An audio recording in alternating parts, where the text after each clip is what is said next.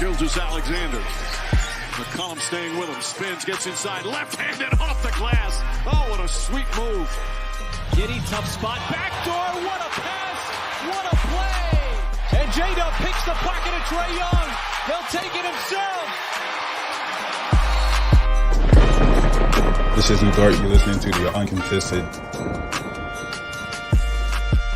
What is up, and welcome to the Uncontested Podcast, coming to you live September 24th. It is a fine Sunday. We are brought to you by the Blue Wire Podcast Network. I'm your host for the evening, Jacob Niffen. I've got JD with me tonight. Fellas. Got Justin Peabody. Hello, everybody. And Tayler Peterson is here. A fine Sunday indeed. TU wins, Sooners win, Chiefs win, Travis Kelce and Taylor Swift are official. I mean, what a Sunday. Or what a weekend. Are you personally invested in the Travis Kelce Taylor Swift relationship? I am, because it could potentially affect the performance of my favorite team and my favorite tight end. This is true. I'm Usually hoping when celebrity pop stars get involved with athletes, it ends well. It goes downhill. It goes real downhill. Shout out Were to you about to say athletes, Justin? I don't know what I was about to say. I mean, obviously Taylor Swift is in the tight ends. We'll just leave it there. My God. Zing. I've been Well, ready to make that joke for a while. On that note, quick announcement before we start the podcast. We want to let you guys know about a very cool event that is on the way here in just a couple of weeks. Actually, it's the day before Chet versus Wemby preseason basketball. My God. And that would be Thunder Fan Fest is coming up. Going to be an awesome event. I know that JD and Justin and Taylor and I have been looking into it, talking about it. Justin will not be able to make it. I believe JD has some sort of family engagement, but Taylor and I will be there. JD, Justin, just real quick, some things that you wish you could make it to Fan Fest for out of all the events that are going on. I really want to see what's up with the OKC Street Ball Skills Challenge. I would have loved to participate in that and see video of others participating in that. I think that'd be a lot of fun. It's a cool area they're going to be doing this in, and I know on some of the courts, I think they're doing some designs from local artists. I would love to see that also. So yeah, sad I'll be missing it, but hope I feel like Silva secretly has like street ball skills, like hidden white chocolate moves or something. White Professor, or what was his name? The Professor? Yeah. That's what they call me. Good times. Yeah, I'm with you, Silva. The court design aspect I think is super cool. Being a designer, obviously I'm gonna nerd out on that. I'm excited to see what artists they have brought in for that. Also food trucks, like food truck row, sign me up. I love food trucks because you get a little bit of everything. I can get like Korean pork bowl and ice cream and tacos and pizza, like all together. I don't quote me on that. I have no idea what trucks are actually going to be there, but you get a little bit of everything. You get to taste some local flavors, so that'll be a lot of fun. Definitely. Also, the first 1,000 fans at FanFest are getting a limited edition Thunder hat made by Shopgood OKC. Solid. That's pretty dope. I'm going to try to be one of the first 1,000 people down there. That's for sure. The Thunder entertainers, the drummers, the Thunder girls, the raindrops, the dancers, all of them will be out. There'll be tons of stuff for little kids. They're going to have like inflatables and all these little stations. So it's a family-wide event. Again, this is on Sunday, October 8th from 5:30 to 8:30. So go check out Thunder Fan Fest. Then when you get home, turn on your YouTube page. Check out the Uncontested Live at 9 p.m. It'll be awesome. If you want to go, you got to register at nba.com/thunder/fanfest. We'll drop that in the pod description link and on the YouTube. But once again, that is nba.com/thunder/fanfest, Sunday, October 8th, 5:30 to 8:30. It's right outside Paycom. That website link will have all the information you need. But come hang out. It's going to be a good time. Get you fired up for season 16, boys. Nuts. Season 16. Right around the corner. The Thunder are old enough to drive. Amazing. It'll get you fired up because the next day at Paycom is Thunder versus Wemby and the Spurs. Cannot wait. It's going to be a blast. You guys ready to talk some basketball? Yeah. Ready. So not a lot of stuff out there. Like, we're not going to discuss the Dame trade, the potential Dame trade. Like, every single podcast that talks about basketball has talked about the Dame trade. I don't want to talk about the Dame trade. I'm getting tired of Dame. I thought we would talk about a lot of people are to the point where they're discussing when are the Thunder going to make a trade? Like, not to cut the roster down, but to push the chips in. When are they going to go get a guy? I believe that everyone on this podcast has maybe a little bit of a different viewpoint of when/if that will happen. But in order to make a trade, you got to have assets. Thunder have a ton. Now, JD and I were talking earlier today. We've done podcasts before. Every Thunder podcast has done a show where they rank the assets. Like, here's the most valuable thing they have to trade all the way down to the least valuable. So we didn't want to do that tonight. Instead, we are going to do a Thunder asset battle. Dun, dun, dun. JD, do we have like some Pokemon battle music that we can play in the background? Really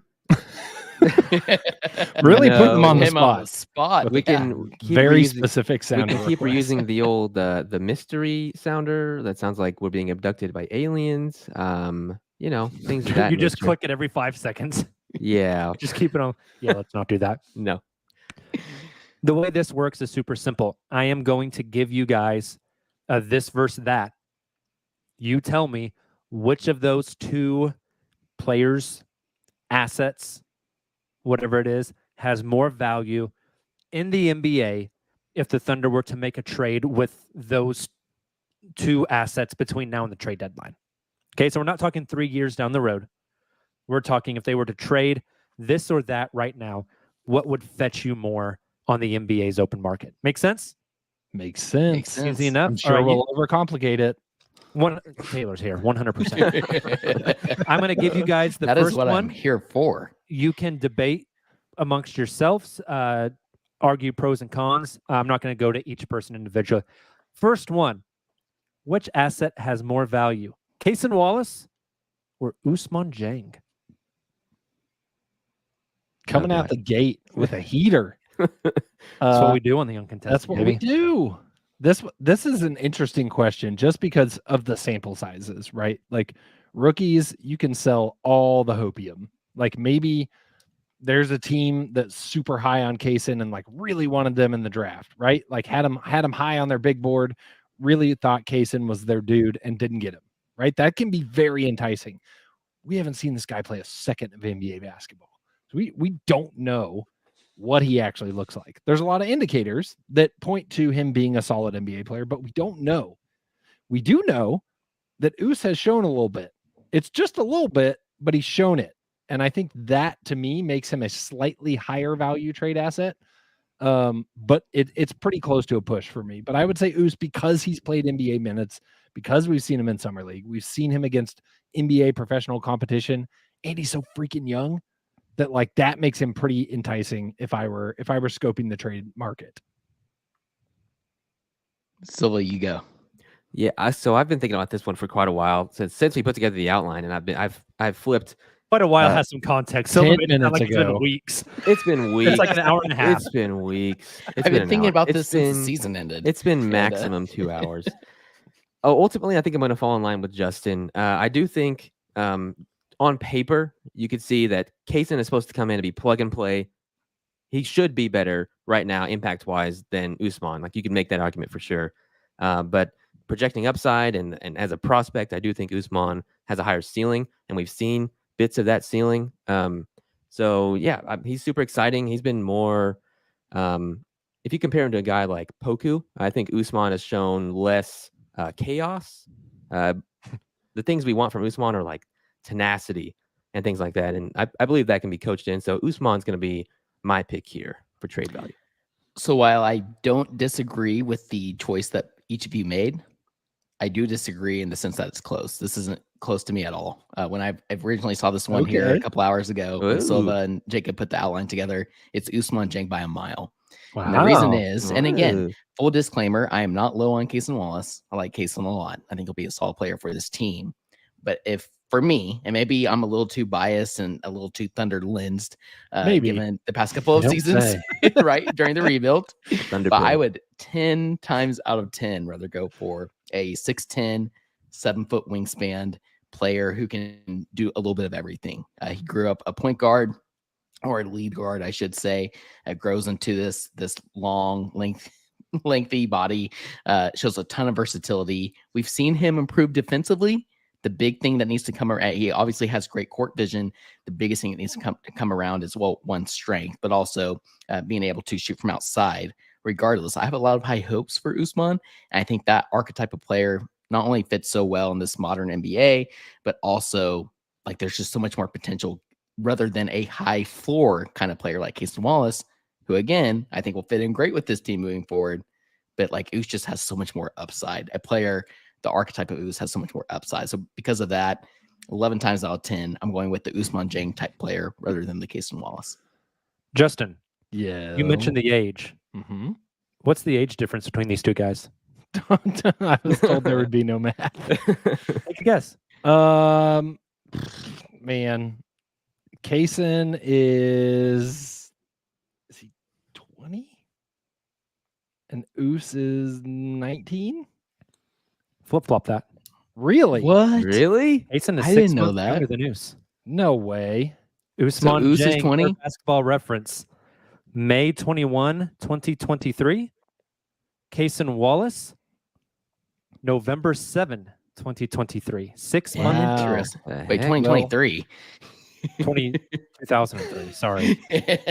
They are one less than 1 year old. So That's fascinating. Ous was I don't younger think at that- Yeah. Ous's draft age was younger, obviously. Right. But I just thought that was interesting. Cason That is 6 months interesting. younger. Well, I didn't shows realize what he I was that know. young. I thought he was 2021. Yeah. I think because I see him as like an immediate impact guy, I assumed he was in my head. It's like, oh, he must be older Yeah. in some way. And I don't know. Us just has like a baby face. That's know? it. I Yeah, he think that's does. it for me. He just looks He like just That looks is it. young. and like Yep. with his frame, it doesn't feel like he's like really kind of grown into his frame yet. Still kind of a Bambi out there, you know? Yeah. Still Definitely. Fascinating. All right. Next Thunder asset battle. Which guy has more trade value right now? Jalen Williams, J. Will from Arkansas, Charge Master 5000, or Alexei Pokashevsky. This one If he actually comes back found from very injury and is difficult. okay. Right, Mhm. right. So again, like going back on the comments I made on the previous one with Cason versus Ousmane Dieng, personally, I still would take Poku because of all those same reasons.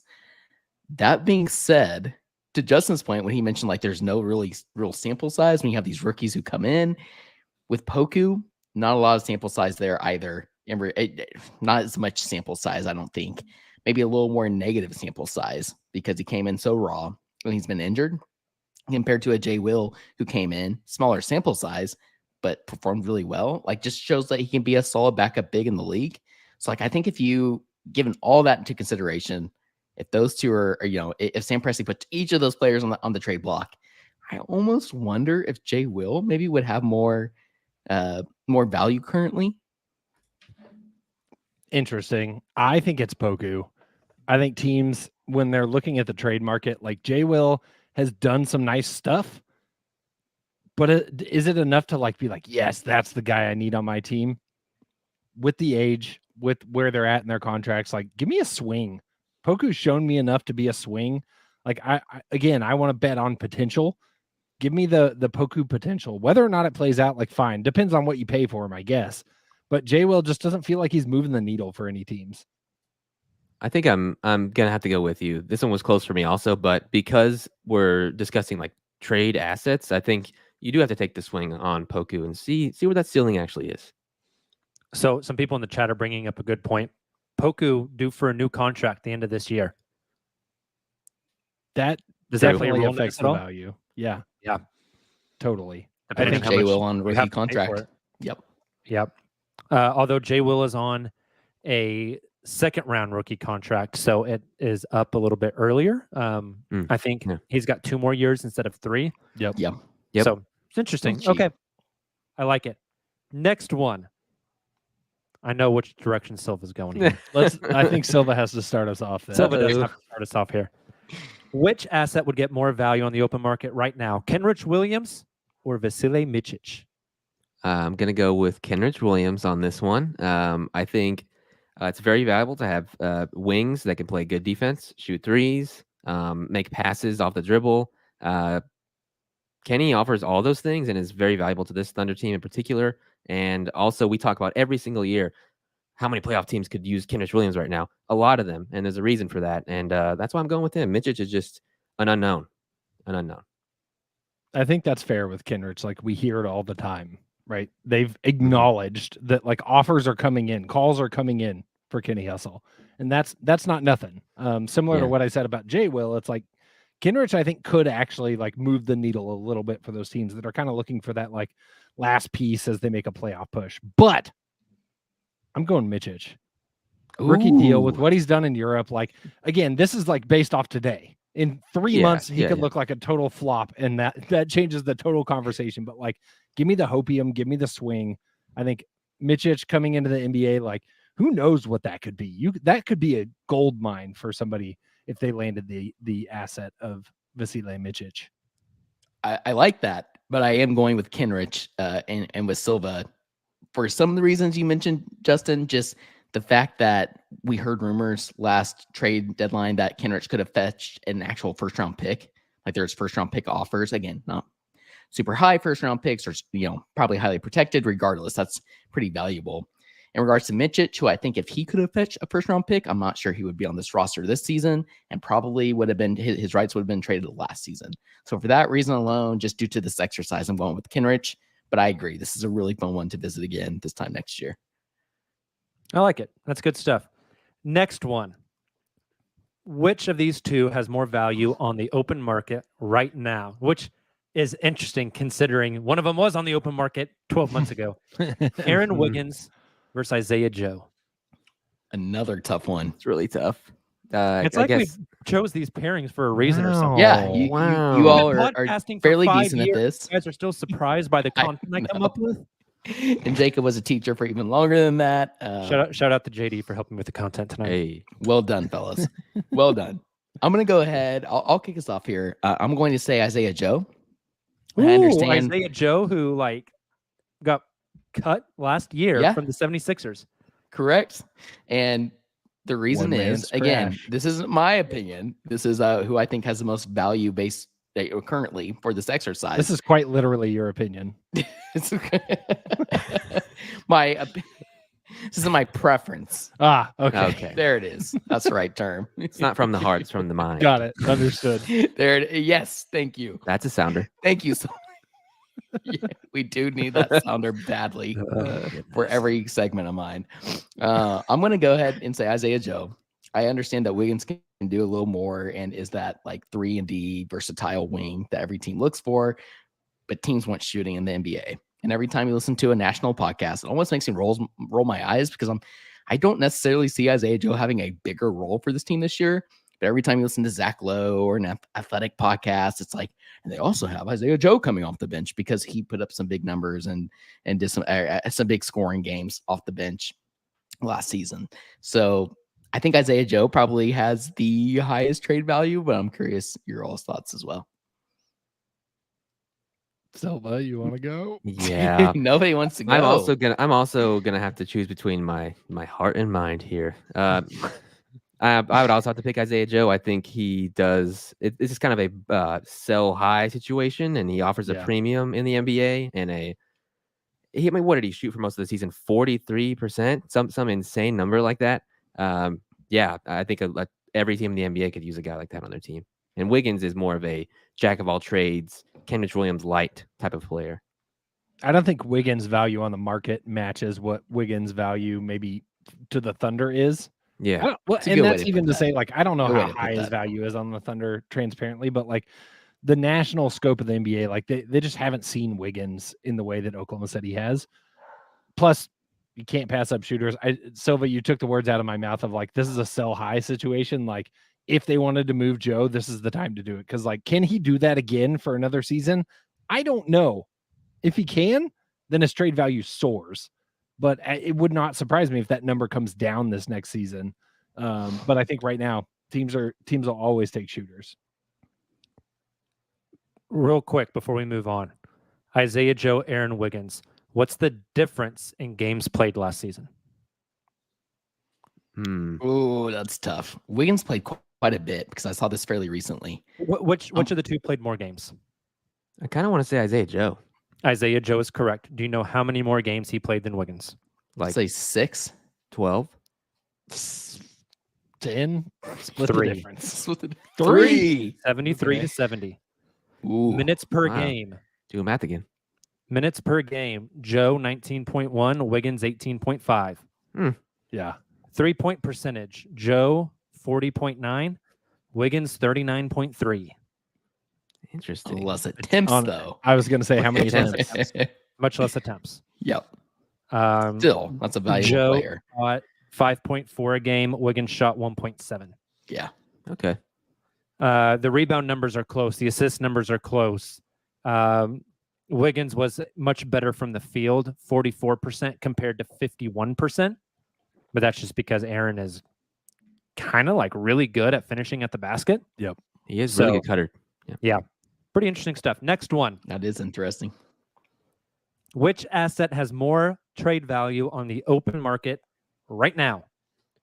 The 2026 Houston pick, which is protected 1 to 4. If the Houston keeps the pick, all OKC gets is 2 seconds. Or the 2025 Philadelphia pick, protected 1 through 6. It rolls over to the next year, protected 1 through 4. Rolls over to the next year, protected 1 through 4. So the Thunder have 3 chances to get a number 1 pick. So again, it's the 2026 Houston pick or the 2025 Philly pick. Which has more value right now? This is scary. This is also, it's a difficult choice for me. See, this one's easy for me. God. Is it? Okay, maybe you guys Extremely gotta go easy. first. Okay, know. who is it No, then, no. Taylor? Oh no, yeah. Well, I feel bad because I kicked us off on the last one. Easily for me is the 2025 Philly pick, and the reason for that is 2026. We're talking 3 years from now, right? That is going to be a young, up and coming team. We love to talk about Houston's rebuild versus Thunder's rebuild, but the truth is they have a lot of talent. They have a great head coach. That is a team who's really going to be gunning for it to make the Those playoffs. are also opinions. I think they will be more competitive at that point. Now, Philly's a big market. They always could be competitive, but you have all the turmoil with James Harden right now and the whispers about Joel Embiid. So that's only 2 seasons from now. And 2 seasons from now, if you're trying to do a rebuild after Joel Embiid, like that could be a very valuable draft pick. It may not be, I don't know, top like 5 per se, since this one is top 7, because this one's 1 through 6 protected, but it could be a top 15 draft pick. And that's 2 seasons from now when the Thunder be a lot of really, really competitive. Okay. So I'm going very easily with Philly. I tend to agree. And it's all about trajectory. I think Houston in general trending up. Philadelphia in general trending down. So in the next few years, if you follow that trajectory, like you said, Taylor, Philly could be in a rebuild. It's a gamble for sure on either of these teams, but I think Philly, because of that and because of what Jacob said, where you get 3 chances potentially, I think that makes that one a little more valuable in my eyes. I think I'm going to lean that route too. I think I was overthinking it and thinking like, okay, are they both going to be in the lottery? Don't let us persuade you, Zola. And I was like, if so, where could they be? But you're right about Houston. Like by 2026, they will have their talent will rise to the top at some point. In theory, top is generous, but they will at least rise the top on that roster, I should say. Right. Yeah. I know Philly. Their near future is looking a little bleak, I think. So, yeah, Philly. Interesting. So all of you go the Philly pick in 2025. Next one. Which asset has more value right now? Lou Dort or Davis Bertans plus the 2024 Utah pick, which is top 10 protected? That's got some rollover as well. This one's more tough for me, for sure. I need to look up You don't have salaries pulled up, do you, Jacob? Dort is like 18 per. Yeah. And then Bertans this year is like 18 or 19, and then next year is a partial guarantee of 5. Okay. And then Jacob, what did you say the 2024 Utah pick is protected? It doesn't have to be exact. It's top 10 protected this year. I don't know what the rollovers are though. Perfect. I'm gonna go with the Bertans and the Utah pick. I think mostly because of the expiring money on Bertans' deal, and that pick being a sweetener. We don't know what that pick's gonna be exactly. Could be Lotto. Probably will be Lotto. Yeah, I think teams will value that all that expiring salary more than just Lou Dort, who I don't know how many teams I would pick where Lou Dort would be a starter. That'd be an interesting exercise. But yeah, Bertans for me. And I'm not. This isn't my answer, but I do feel like this one's like close to a push. I certainly wouldn't bet on it if I were a betting man, which I am on occasion. However, hello, little Tayler lore. Bertans in the 2024 pick. That's an expiring salary, like Silva mentioned. It's a lower commitment. Plus, you have a very valuable pick in the near term. Like right now in a vacuum, I think that probably is the correct answer. Still, Dort is a very valuable contract given what he signed for long term, his contributions for a team, and also the potential salary cap continuing to rise. So that is a really tough one, but I'm leaning with Silva. I agree. I think this is one that could change drastically this season, potentially. Like, what if Davis Bertans can't play basketball at an NBA level this season? Like, yeah, we saw he looked solid in FIBA, but we know that doesn't always translate. I think seeing how does he still have it? Can he still bring it? We know what Dort can provide on the court, and teams could value that. I think it makes it interesting to see how it plays out this season. But as of right now, I'm going Bertans and the 24 Utah pick. All right. Too much agreement tonight. I don't like it. Where's Nick? Yeah. Next one. We had a hard time building this one. What has more value on the open market right now? Josh Giddey or the 2025 Miami pick, which is lotto protected, rolls over the next year unprotected, plus the 2026 Clippers unprotected, plus this year's 2024 Houston pick, protected 1 through 4, plus this year's OKC pick. Jeez. Recap it real quick. Giddey or 2025 Miami, 2026 LA Clippers, 2024 Houston, 2024 OKC. Oh, that is 4. So, first of all, 4 firsts. I think what this just shows is how high Giddey's value may seem. Yeah. Right? We went 4 picks instead of 3 because they traded 3 for Ouse on draft night. Yeah, that's a fair So I point. wanted to put, Good and that was pick 11. Josh was pick 6, so we went with the 4 picks. That's good context, because when I think about like trading for like a superstar player, you usually see like 3 to 4 first round picks. Some of those are pick swaps, and like you see that here, and it's like, who would trade that for Josh Giddey? But like in reality, that's well done by you two. I think I'm still going the picks route just because of the tremendous upside that some of those picks, particularly the 26 LA Clippers pick, combined with each of like potentially 2 first rounders with Houston's and OKC's 2024 first round picks. That's just so much upside, so much currency. So what we refer to with these draft picks in the league. That's not because I don't love Josh. Like, this is very, very tough for me. What do you guys think? I'm going picks. I wanted to disagree with Tayler, but it's the picks. It's the picks, and for similar reasons as to some of the players we were talking about earlier, it's Hopium. You can sell the hope of those 4 first round picks, whether any of those, right? Like, say a team gets those 4 picks, there is a very real chance they draft no one better than Josh Giddey with all 4 of those picks. Yeah, but there's a chance that you can convince yourself of that they get 4 players that are better than Josh Giddey, right? Like, in an ideal world, that's not a crazy scenario. Or even just 4 Josh Giddeys. Or 4 Josh Giddeys. And it's like drafting for 1 Josh Giddey and 3 rotation guys or something, right? Like, that's very real. It's hard to overstate I think the enticement of picks because of like the unknown aspect of them. It's the reason they're the currency of the NBA. JD. Yeah. Again, I wish I could disagree, but it's the more I think about it, and the more we say it out loud, 4 first-round picks. It's a lot of Hopium. You can reroute that Hopium to another team that wants it and get whatever you want, essentially, for 4 firsts of this quality. Yeah, and we all love Josh, and we think his upside is insanely high and far away from where he is now. And yeah, got to go with the picks. I think the first round pick value got reset a little bit this year too with the new CBA. Yeah, because like last year, this doesn't even net you a Rudy Gobert allegedly. So that's a good point. Justin, let me ask you this: the 2025 Miami pick, lotto protected in 25, unprotected in 26. The 26 Clippers pick is unprotected. That Houston pick this year, 1 through 5 or 1 through 4 protected. The OKC pick this year, unprotected. Which of those 4 do you think has the most value? Ooh, that's a fun question. I think the 26 Clippers pick.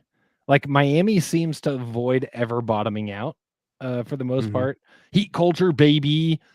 And then Houston, Oklahoma City, like those picks could be good, but they're not going to be that good. That Clippers pick, again, betting on hope, has the potential to be like really freaking good when it conveys. I like it. Last one. Which asset has more value right now in a trade?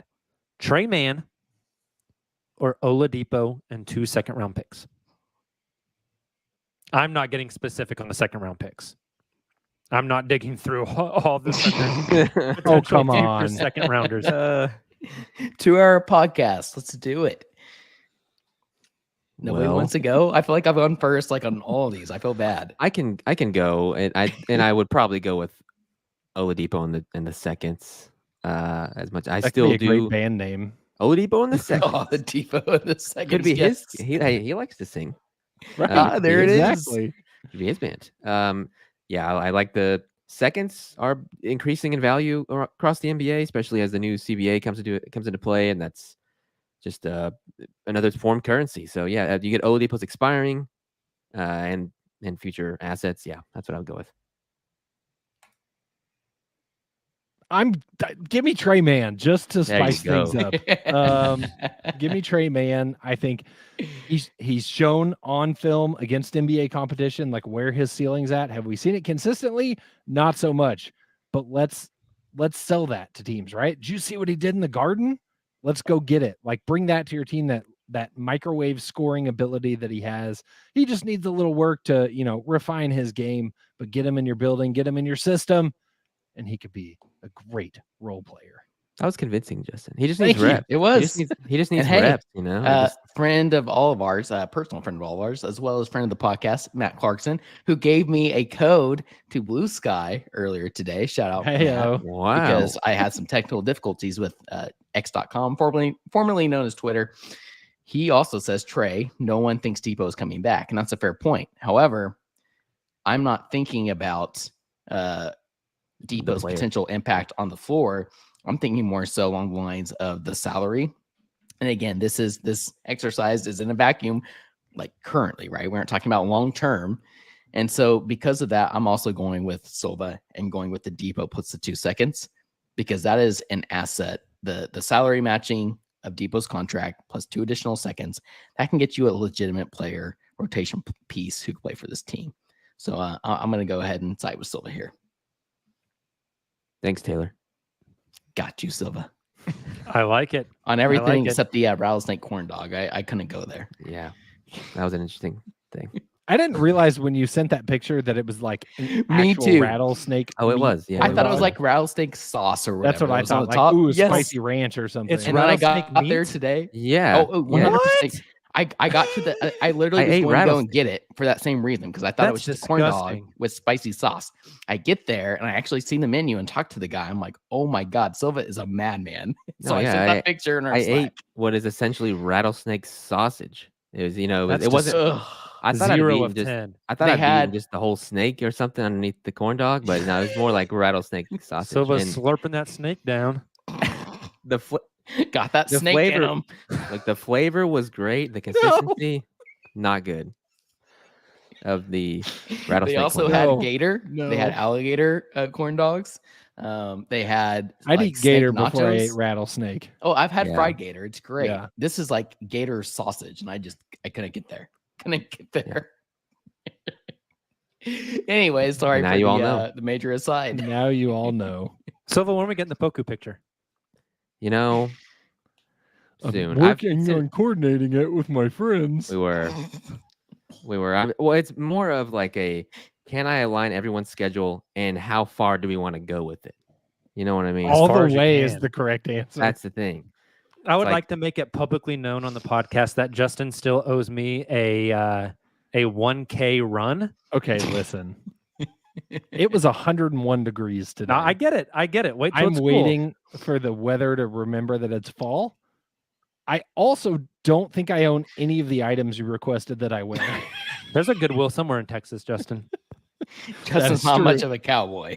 Justin is has to wear jorts and a denim jacket with no shirt underneath. Oh his my one- God. Boots. Didn't you say boots? Yeah, if you just go running shoes, I'll be happy. Okay, good. 'Cause Yeah, that that that seems made my unfair. shins hurt just thinking about it. Correct. So you dressing up as Kid Rock? We're going to go to our first break of the night. On the other side, we are going to rank rebuilding teams that are in the same tier as the OKC Thunder. We'll do that on this other side. Stay with us.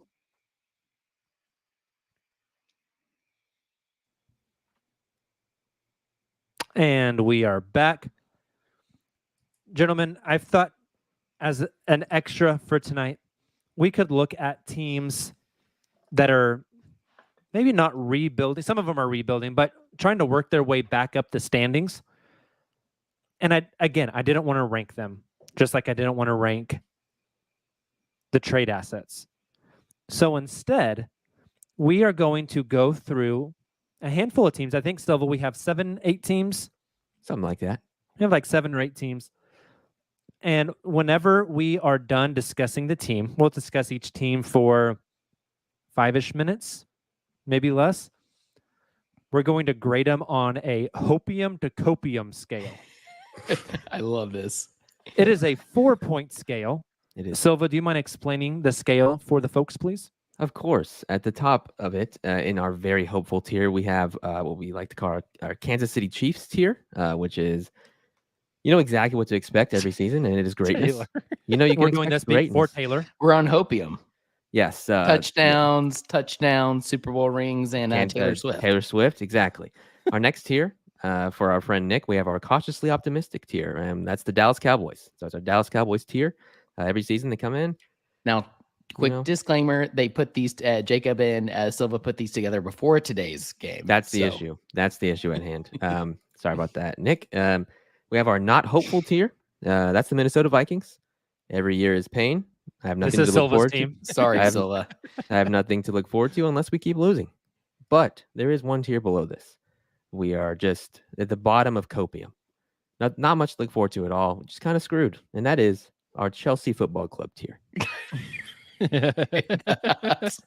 Spend I would have 400 said the New York Jets. That works I put too. us just a slight tier above the Jets, works but too, that's yeah. fair. Yeah, Chelsea spent 400 million or something on players very recently and can't win a game. We got the Or score a Domino's goal. Against the bottom or of the score a bottom. goal. We got the official Domino's Twitter account tweeting insults at our football Yeah. team. It's tough. Domino sent us the UK Domino Twitter account sent strays to us. Incredible. Today. It was awful.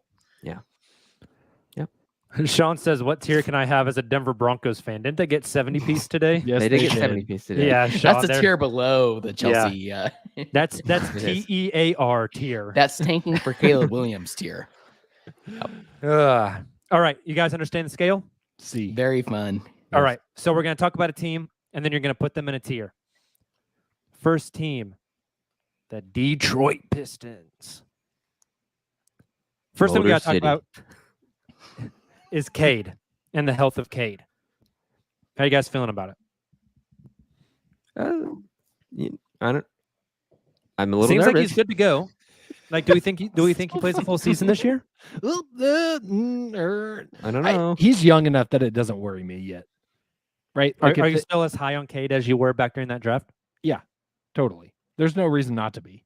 And I think that unless it seems like it lingers this season, or he re-injures himself this season, or something pops up again, then you can start to be concerned. But like, it's not like he has like this long history of something happening. Like, I think he's going to be good to go. Injuries happen. It sucks. Probably delayed his progression a little bit, but like, I think you're going to see some stuff from Cade this season that reminds everybody why he went number one. Next thing we got to talk about the Pistons. Jaden Ivey. He's going to be off ball whenever Cade comes back. I mean, they'll share some ball handling duties, but you got Jaden Ivey. You got other ball handlers on this team. Silva, how do you see that playing out? I don't know how I see. I need to see it for a full season first. That what we've seen of Ivy in this most recent summer league was not super optimistic. I thought he was really kind of ball hoggish almost. Like the usage rate was too high, and that's just not the role he's going to be playing next to Cade. So I don't know. It's like if his shot is not falling, how does he fit in? It's a big question mark for me. He was so bad at summer league. Like, yeah, so bad that it made me angry. The next question, Silva typed this in. Asar, what are you? Tayler, how does Asar fit into all of this? It's interesting because I do think he actually fits into this Detroit team because, quote unquote, coming out of OTE, overtime elite, and into the league, he was kind of dubbed as the off ball, more guard / wing compared to the on ball twin of his. And I'm in, but I still think he needs on ball reps to truly reach his full potential. However, with all that being said, like watching how he performed in summer league, just based off the same role I think that he will play with this team, I was very, very optimistic. He's just a winner. Yeah, absolutely. And extremely competitive and just extremely talented. And so even if he isn't in like quote unquote the best situation for him to continue to grow as a player, like and reach his full potential, I don't know. I still think Asar is going to be just great. And I think he'll fit in just fine. I'd almost play him at the 4, I think. Oh, I love just that. Get weird. That's fun. They have every big in the history of existence, Justin. Yeah, does that mean anything to you? It's weird. Is that a problem? It's not necessarily a problem at this point. I think they're going to have to shake some things out, right? Like they're doing a bit of roster exploration themselves. Oklahoma City hoards the guards. Detroit hoards the bigs. Maybe they make a little trade at some point in the middle and swap assets. There's no bigs on Detroit that I'd be interested in. Well, I said maybe. I'd take a low gamble on some, but yeah. Fair point. Anyway, no, it doesn't concern me now. If this continues to be a trend, like when they're actually competing for a title and there's 25 bigs in their clubhouse, then yeah, that's an issue. JD, feelings on Monty Williams, new coach coming in. Lots of questions on if Troy Weaver's going to be the GM for much longer. If they continue to lose, they're in like year 5 of the rebuild now, still only winning 20 games a year. How do you feel about them dropping an absolute bag to get Monty in there? It feels like desperation to me. It feels like, the front office there has had not the success that I necessarily would have expected, and specifically not the like patience that I would have expected. That's the biggest thing, the lack of that, and all these confusing moves with the bigs we just talked about. And feels like there's a lot of pressure on them. Yeah, it does feel like that. Making moves for the reason of making moves. Yeah. So it feels like they're trying to dig themselves out of a hole in some way, which is strange. So we'll see if they succeed this year. It's going to be an odd one, I think. All right, Hopium to Copium. The Chiefs, the Cowboys, the Vikings, or Chelsea? Where are you guys putting this one at? I feel like they're more of a Dallas Cowboys situation. I don't think they're, in the tank. Like if I was a fan of the Pistons, I'd be in the cautiously optimistic tier with the Cowboys. That's what I was going to say. Like not comparing them directly to the Cowboys, who are quote unquote like Super Bowl playoff hopefuls, but in terms of like the team or the fandom, like you mentioned, Silva, just their optimism, cautiously optimistic feels like a good term there for the Detroit Pistons. Sure. Let's go Cowboys.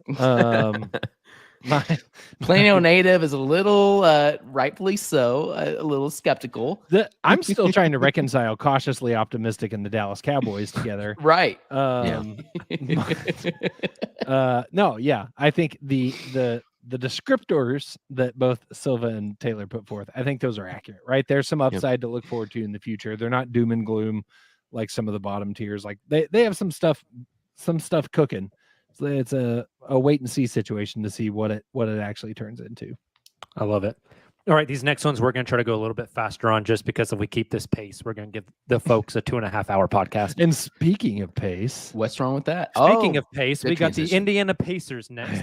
Justin, I'm going to Wow. off kind of the notes I have for the Pacers. You choose what you want to talk about, all right? okay. We have Tyrese Halliburton, a star. Love him. Ben Mathurin and what his ceiling is. Jarris Walker's fit. Who the hell plays wing on this team? Is Miles Turner happy? And how is he only 27 years old? Are any of us really happy? I'd like to jump right into the existential question at the end. That'll help us save time. Good Lord. Is life happy? I'll start with Hallie. Hallie's awesome. I think we got to see it in FIBA. Like, he looked real good in some of those games. You can't help but have some hope when you have Hallie on your team. He's freaking awesome, dude.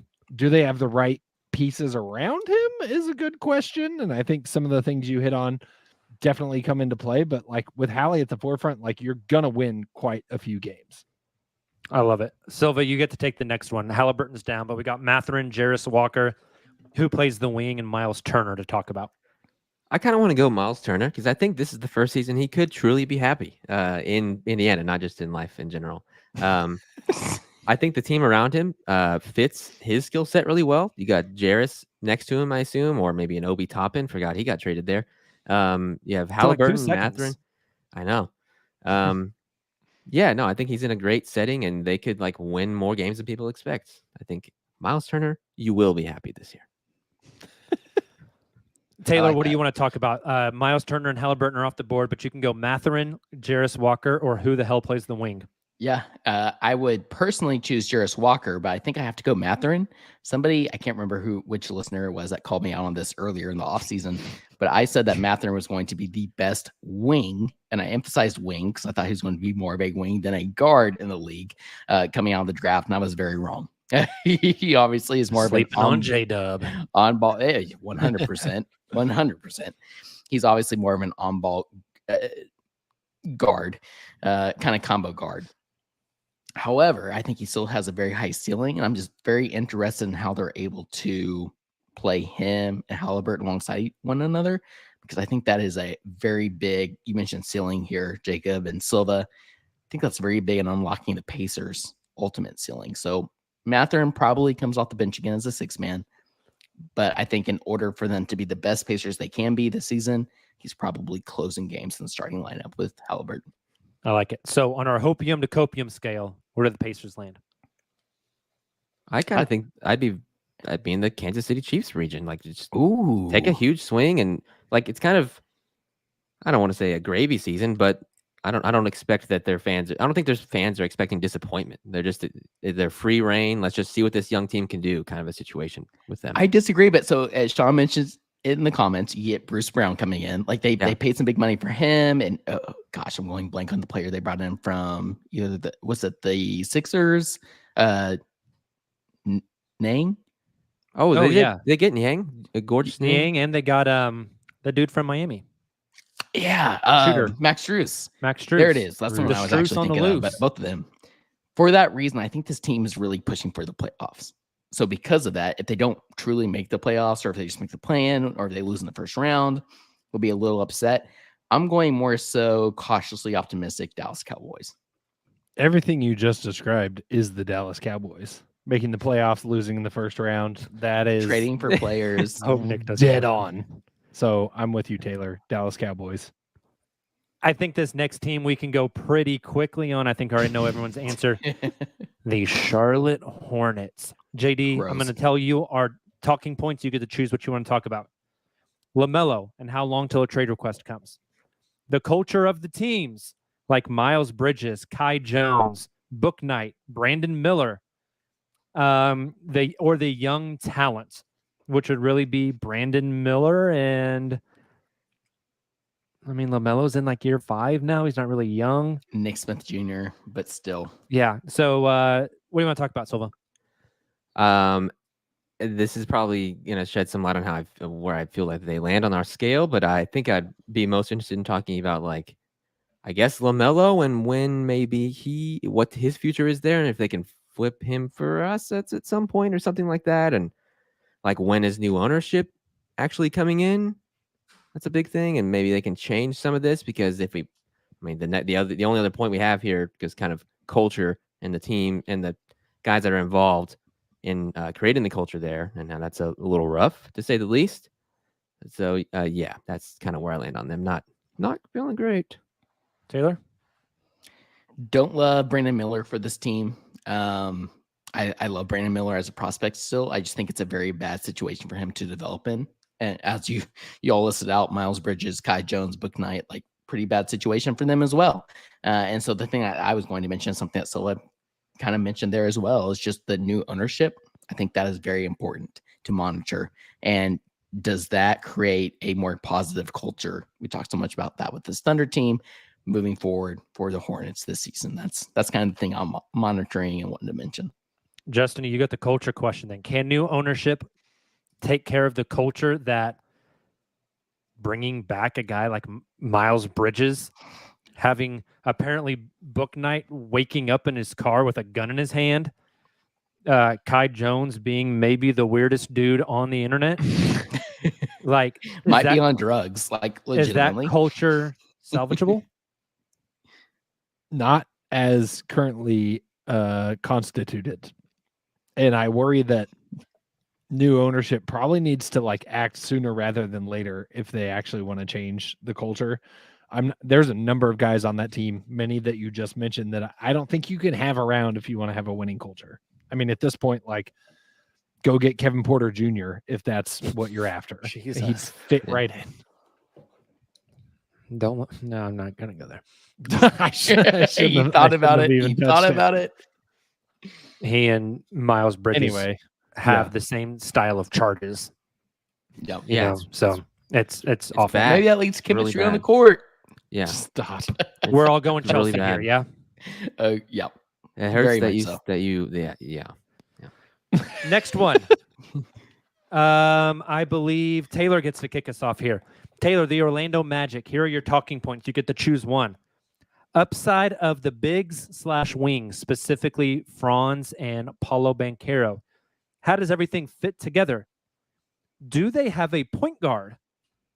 And how do you feel about the draft pick of Jet Howard? So you want to talk about wing/bigs, point guards, or Jet Howard? This is a more fun and more optimistic one compared to the last one. I'm going to go ahead and say point guard, because they're very stacked in all these areas, but really in the wing position. I think the point guard is the biggest question mark here. They draft Anthony Black, who I loved as a prospect for longtime listeners of the Uncontested.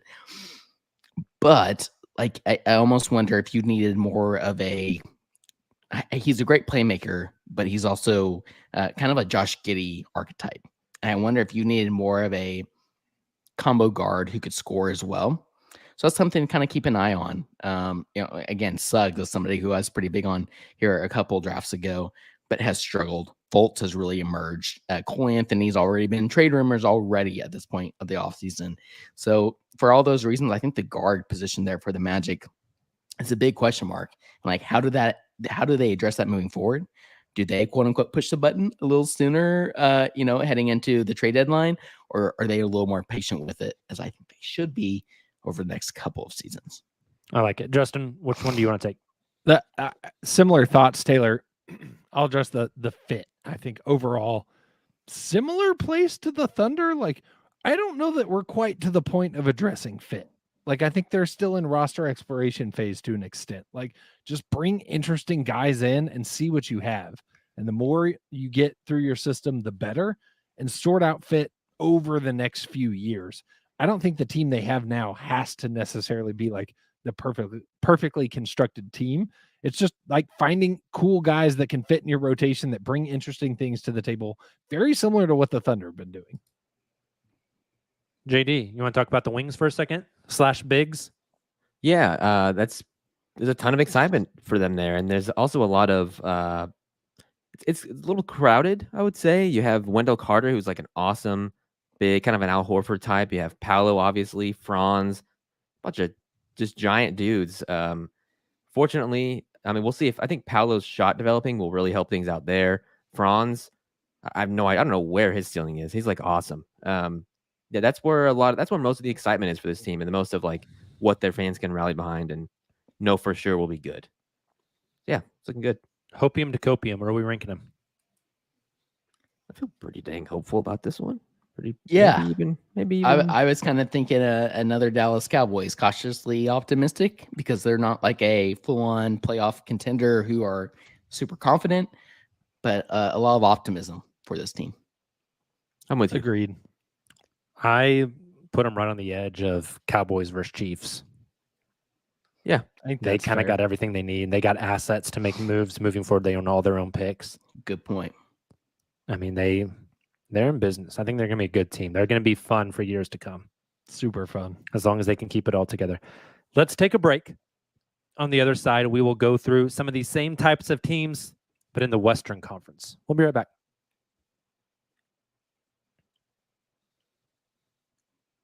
And we are back. Gentlemen, we are starting off with the Utah Jazz. Justin, some of our talking points. You get first pick. Is the Lauri Markkanen jump for real? Who is their lead guard? Is it Clarkson, Chris Dunn, Keontae George? What about the fit with the young core? They've got a lot of front court guys in Tayler Hendricks, Lauri Markkanen. They traded for John Collins. Is Walker Kessler actually good? Is this team gunning for the playoffs, or are they going to rebuild slow and try to get their own pick that they owe the Thunder this year? Which talking point do you want to take? Let's talk Lauri. I think Lauri was a lot of fun last year. I don't think it lasts. And if it does last, I think they got to pull the plug. Like, I think the Jazz owe it to their long-term future to bottom out. Like, they need to do that, or they're going to get stuck in basketball purgatory. Like, this team, they cannot run back what they did last year over and over and over and over without doing something more drastic. But I would be shocked if Lauri puts up the same kind of numbers this season, which I think makes it a interesting situation. Like, is it to some of the conversations we had earlier, like, is it a sell high type of situation? Or do they like really believe in Lauri? I'd be surprised. But I think you try to move him and get some assets and do, again, similar to what the Thunder did, and take this thing to the studs. JD, which one do you want to talk about? I guess we have a where is this franchise going section of here, and like just to kind of piggyback off of what Justin was saying, I don't really understand where they're going based on the moves they made. They traded for I won't take over this portion of our talking points, but they traded for John Collins. Why? And they drafted Taylor Hendricks, and they already have Markkanen, and they have Kessler. Like, how many of those guys can you play at the same time? I have no idea. It's a little strange. Like, Danny Ainge showed up there, and then they were like surprisingly good, and then they didn't commit to either direction last year and just kind of let it play out, kind of like the Chris Paul year here. But the Chris Paul year felt a lot different. There were a lot of pieces that were very clearly going to be shipped off. But then he was traded, after, right? Like, he was traded after for Correct. assets. And I think that's the issue here that both of you are getting at. Mm-hmm. And I agree with wholeheartedly, is that you have to pick a direction in this day and age of the NBA. And the Jazz think that they can just kind of play this middle game. And so I'll go ahead and take this last one here. Who is their lead guard? And like, I just look at these names: Clarkson, Chris Dunn, Keontae George. Colin Sexton is one that we didn't include. Colin Sexton. Oh, yeah. Yep. Or maybe more so a fit of young core, like Taylor Hendricks, Markkanen, John Collins. They all fit as well. And that kind of piggybacks better off what Silva said. I think you have this mixture of players. Like, you have the John Collins and you have the Jordan Clarksons, who need that playing time, who deserve that playing time based off what they've shown previously. And that's going to make your team a little more competitive in the near term. But I think that's going to kind of hinder the development of the young guys like Keontae George and Taylor Hendricks. So I agree with everything that Silva and Justin said. You need to pick a direction. Hopium to Copium. Where do they land? Oh, man. Feels like a lot of hopium, but there shouldn't be.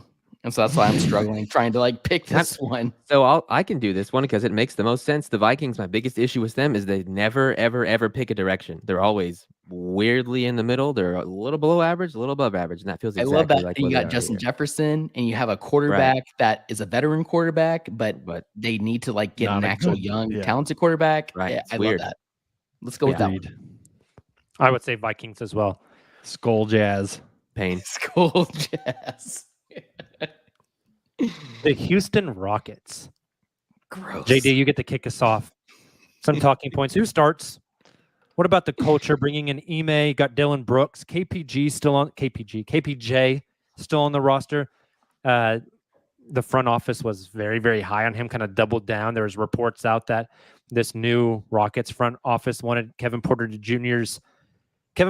basically be their Harden trade, which is just a wild phrase. Did the free agent moves cap their ceiling? Are they pushing the button and putting a lid on what they can do? How do they develop their young guys when you bring in all these vets? Where do you want to start, Silva? Probably how do they develop the young guys thing? Because I finally like the young core they have there. I really, really like Amen Thompson and Cam Whitmore. Amen specifically is like one of my favorite guys out of this last class. And I don't even think he's going to start. Like I don't think he's going to start. I don't think Cam Whitmore is going to start. It's going to be really weird. It's like, what was the point of getting all these awesome young players to, you're just not going to play them now? Like, what is the deal there? So it's strange. And I don't know. Can't imagine Fred VanVleet signed all that money just to come and not play, right? Exactly. Right. So I'm super curious what their starting lineup's going to be, honestly. Taylor, which talking point do you want? I mean, I think that leads really well into like, did free agency moves cap their ceiling? And honestly, that kind of ties into the next question as well. But in case Justin wants that one, I won't tie it in here. Like you mentioned, like you have Dylan Brooks, you have Fred VanVleet, and how Jack Londale,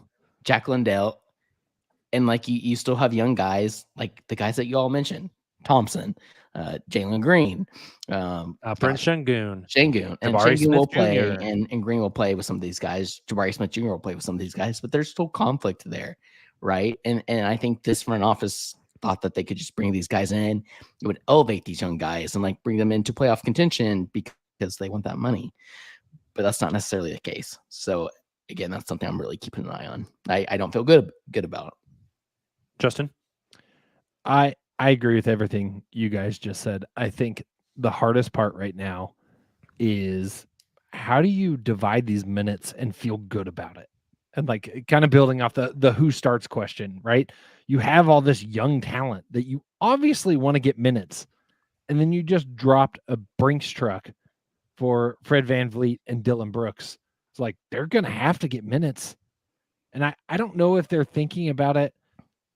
I was thinking about this the other day. Like the Rockets almost feel like they're trying to do the Warriors like two eras thing, but in reverse of just like we had all these young guys. Like let's just bring in the veterans and like get them exposed to that. I don't think it's going to work like they want it to work because if I'm that front office with all those young guys, I want them playing as much as possible. Does that mean I'm going to win a lot of games and make the playoffs? No. But it means those guys are going to get a lot of NBA experience very quickly compared to sitting on the bench and watching Fred VanVleet and Dylan Brooks or playing alongside Fred VanVleet and Dylan Brooks and taking a reduced role. Like, I don't think either of those make me feel great if I'm a Rockets fan. And if they start the vets and plan to play the young guys off the bench and the young guys come in and squander leads because that's what young guys do. Right. And then the vets are pissed because they're losing and playing an uphill battle. And the young guys are getting a negative experience. I don't know what they're doing. Yep. Well, I'll tell you what they're doing is their ownership told them, it's time to win. Sorry, go spend the money. Yep. We need and then money. you're handcuffed. And so you're not good and you're not developing to get good. You're just in the mud. This is very clearly a Vikings one to me. Agreed. Yeah. Agreed.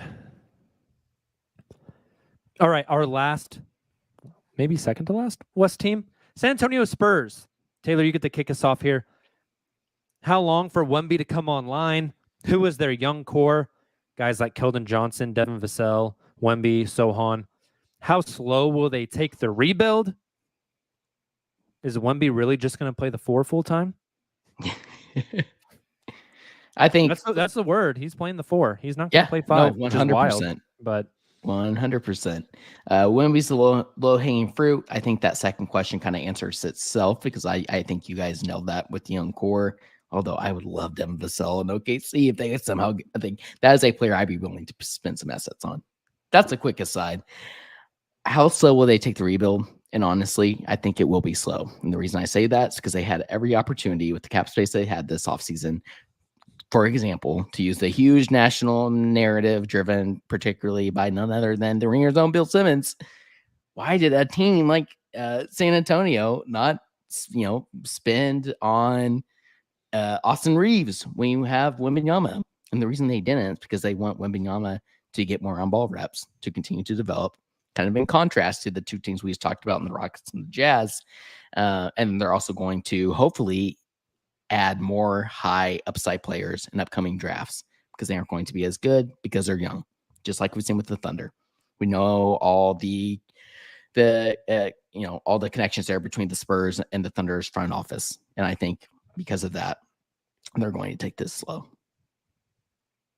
I think the question of how long it takes Wemby to come online goes hand in hand with how slow they take this rebuild. I think point. It's going to be a minute, right? He's going to have some flashes where he looks brilliant and you see the potential, but there's a long ways to go. Based off Summer League, which we know you can't really base anything off Summer League, but like there's a lot of work that needs to be done. And I think you slow play the timeline to fit. They're in no rush and they shouldn't be in a rush.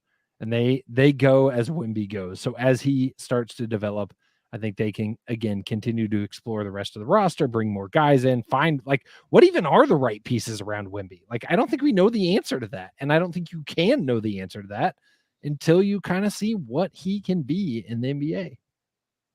Yeah, I'm with both of you. And I guess I can go for the young core one. This is kind of all one connected conversation with the Spurs. I don't think they should do this quickly. And they need to see out of this young core that we listed, Keldon Johnson, Devin Vassell, Wemby, obviously, and Sohan. Outside of Wemby, like which of those guys are the most ideal fit? Like, is Keldon Johnson really someone you want to like attach to Wemby forever? I don't know. They're gonna figure it out slowly. It's gonna be a weird dynamic, similar to kind of where OKC is now, where the national media I think is gonna be like, when is Wemby gonna win? When's that gonna happen? What's the time? Why aren't they pushing chips in? This is a generational talent. When's it gonna happen? And yeah, they're gonna slow it down and truly evaluate all these guys with Wemby. Like Sohan to me is like that's an ideal guy to pair next to him. Vassell, yeah, that makes sense. I have we got to questions see about it the rest though, of right? the roster. We got to see it. We got to see it. There's a lot to see still. Yeah. Taylor, Justin, can we technically say we ate dinner with Keldon Johnson? Yes. Yeah, he was a table over. He was having a great time. He had a lot more tequila shots than we did. Yeah, absolutely. That food was so good. Full family table too. Like he had Hopium full to crew Copium for the Spurs. Where are we going? Kansas City Chiefs. Yeah, you got one. Yeah, you're right. Yeah, you got Taylor Swift. Yes. Yeah. All right. Before we get out of here, bonus one. I don't want your opinions. I want you to put yourself in the shoes. National NBA narrative, fans of other teams, NBA junkies in general. If I brought on 10 people who weren't just being trolls onto this podcast, Dan Favale from 3 days ago, Zach Lowe, the timeline guys from the Phoenix Suns, whoever, and we brought on 10 guys and did this activity, but with the Thunder on our Hopium to Copium list, where do you think they'd rank OKC? Chiefs. I kind of think it's the Chiefs. I do too. And again, not making the direct parallel there to the Chiefs, who are like Super Bowl contenders. This team is not necessarily right now an NBA Finals contender, but in terms of the Hopium, we're talking about the hope of it. Yeah, right. I would agree, especially based off just what we've seen nationally the national narratives throughout the People are offseason. eating this team up right now. That's what I was going to say is if you did this exercise a year ago, I think it looks very different. Like the gap between where Thunder fans would rank them and the national media would rank them, I think would be a lot wider based off what happened the end of last season, FIBA, everything that's gone down this offseason. I think there's a lot of people that are riding the Hopium for this Thunder team that I'd be very surprised if it fell much lower than that top tier. I agree. It makes me feel good. We're going to have a fun season, guys. Agreed. And it is right around the corner.